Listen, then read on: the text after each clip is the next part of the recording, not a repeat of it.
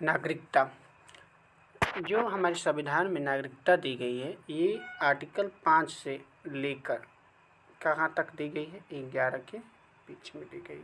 ठीक है, अब ये देखिए, नागरिकता, कोई भी देश अपने मूल निवासियों को कुछ विशेषाधिकार देता है। इन अधिकारों को ही हम लोग क्या कहते हैं? नागरिकता कहा जाता। भारत में एकहरी नागरिकता है, अर्थात हम केवल देश के नागरिक हैं, राज्यों के नागरिक नहीं बल्कि निवासी हैं। भारत में नागरिकता कहाँ से लिया गया? ब्रिटेन से लिया गया है। कहाँ से लिया गया भाई? ब्रिटेन से लिया गया भारत में नागरिकता।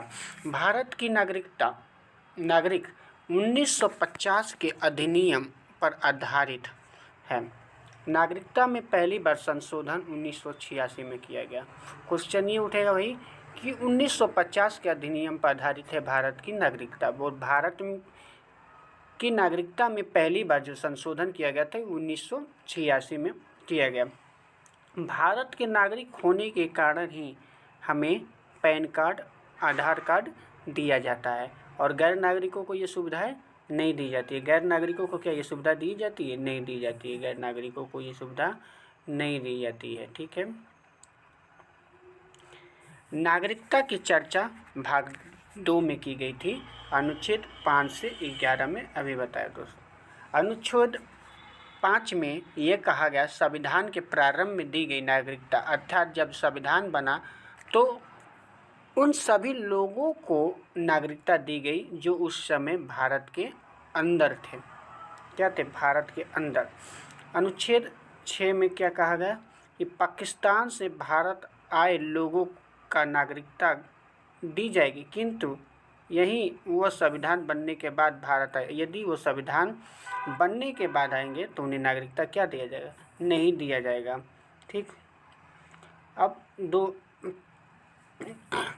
अनुच्छेद 7 में कहा गया कि स्वतंत्रता के बाद भारत से पाकिस्तान चले गए ऐसे व्यक्ति जो संविधान बनने से पहले लौट आए तो उन्हें नागरिकता क्या दी जाएगी? क्या दी जाएगी? नागरिकता दी जाएगी। ठीक है, अनुच्छेद 8 में कहा गया, विदेश भ्रमण एवं नौकरी करने पर भारत की नागरिकता क्या होगी?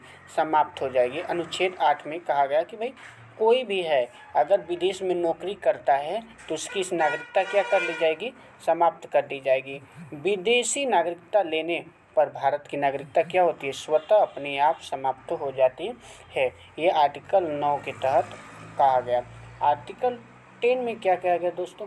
आर्टिकल 10 में कहा गया कि भारतीयों की नागरिकता बनी रहेगी जब तक कि वो कोई देश विरोधी कार्य ना करे। अगर जिस दिन वो देश विरोधी कार्य कर लेता है तो उसकी नागरिकता छीन ली जाएगी। आर्टिकल 10 में कहा गया।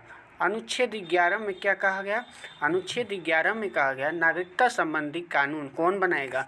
संसद बनाती है। नागरिकता संबंधी जितने भी कानून होता है वो संसद बनाती है। यह जिम्मेदारी गृह मंत्रालय को दी गई है। किसे दी गई है? गृह मंत्रालय को दी गई है। भारत की नागरिकता प्राप्त करने की विधियाँ, तो भारत में नागरिकता प्राप्त करने की 5 विधियाँ हैं। कितनी विधियाँ हैं? 5 विधियाँ हैं। पहली विधि है जन्म आधार पर। आपको अगर आपका जन्म भारत में यदि उनके माता पिता भारत के नागरिक हो तो जन्म के आधार पर क्या होगा? उनके नागरिकता दी जा सकती है। क्या? भारत की नागरिकता दी जा सकती है। और दूसरी बात कि विदेश में जन्म लेने वाले बच्चों को भी नागरिकता दी जाएगी यदि उसके माता पिता या दोनों में से कोई एक भारत का क्या हो? नागरिक हो, जैसे शिखर धवन। ठीक, आगे देखो भाई, किसी विदेशी राज्यों को भारत में मिलाने पर, अगर कोई विदेशी राज्य है भारत में मिल जाता है तो वहाँ के जितने भी नागरिक होंगे भारत के नागरिक कहलाएंगे। जैसे कि परगना जिले की नागरिकता ये कहाँ है? पश्चिम बंगाल। आगे चलो, आगे देखो भाई, दिया पंजीकरण द्वारा। क्या? पंजीकरण द्वारा। इस विधि द्वारा नागरिकता प्राप्त करने के लिए व्यक्ति को 5 साल लगातार भारत में रहना होगा। इस विधि द्वारा राष्ट्रमंडल देशों को नागरिकता दी जाती है। देशीकरण द्वारा। क्या? देशीकरण द्वारा। वैसा व्यक्ति जो भारत के किसी एक भाषा को ही जानता हो भारत के प्रति सकारात्मक सोच रखता हो, वैज्ञानिक या कला में निपुण के साथ ही साथ लगातार भारत में कितने साल 10 सालों तक रहा हो तो उसे नागरिकता भारत की दी जा सकती है।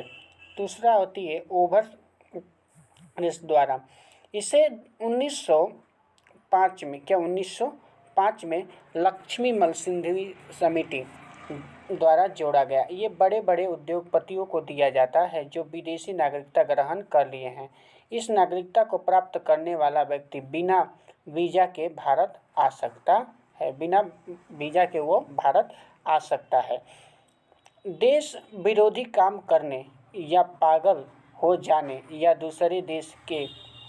दूसरे राष्ट्र के प्रभाव में आ जाने पर गृह मंत्रालय द्वारा आपकी नागरिकता क्या कर दी जा सकती है, समाप्त कर दी जा सकती है। क्या कर दी जा सकती है? समाप्त कर दी जा सकती है।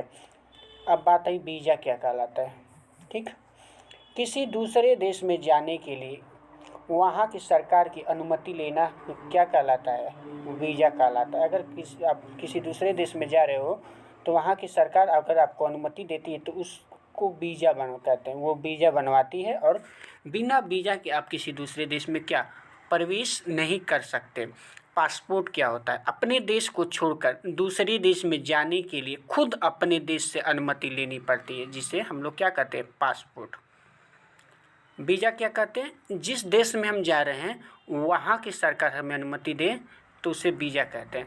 अगर अपनी सरकार जहाँ से हम जा रहे हैं वहाँ की सरकार आपको अनुमति दे तो वो पासपोर्ट देती है। ठीक, क्या देती है? आपको पासपोर्ट देती है। ये देखो भाई, अगर